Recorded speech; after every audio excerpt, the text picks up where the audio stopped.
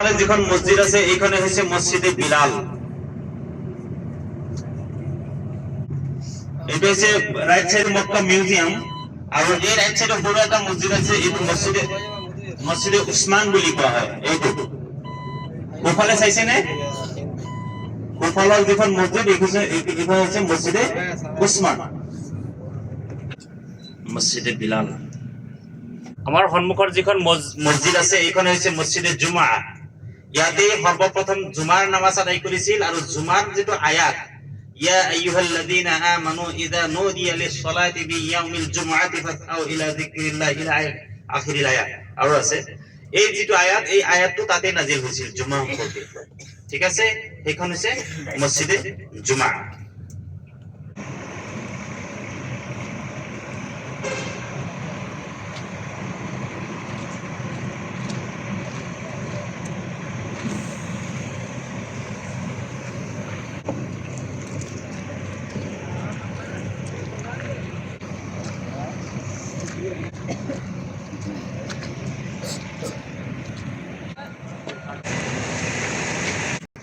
মসজিদে কুবা।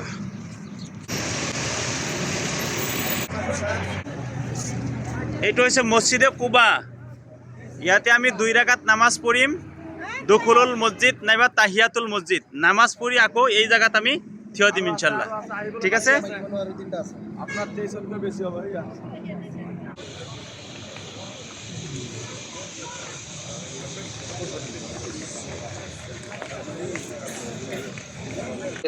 এইটো হৈছে সেই জায়গা য'ত 3জন সাহাবী নবী সাল্লাল্লাহু জান্নাতৰ বাশাৰত দিছিল।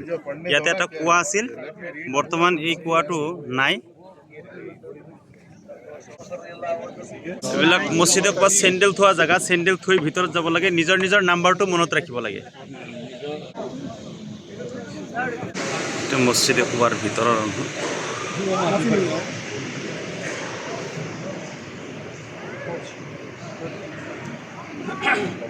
ইয়াতে 2 রাকাত নামাজ পড়লে ইনশাআল্লাহ আমি মকবুল উমরার সওয়াব লাভ করিম ইনশাআল্লাহ। দুখুলুল মসজিদ নাইবা তাহিয়াতুল মসজিদ পড়িব লাগে ইয়াতে।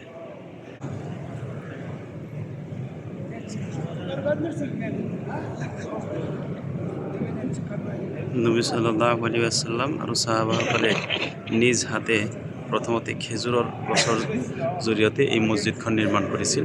আজি এনেকুৱা অৱস্থাত আছে।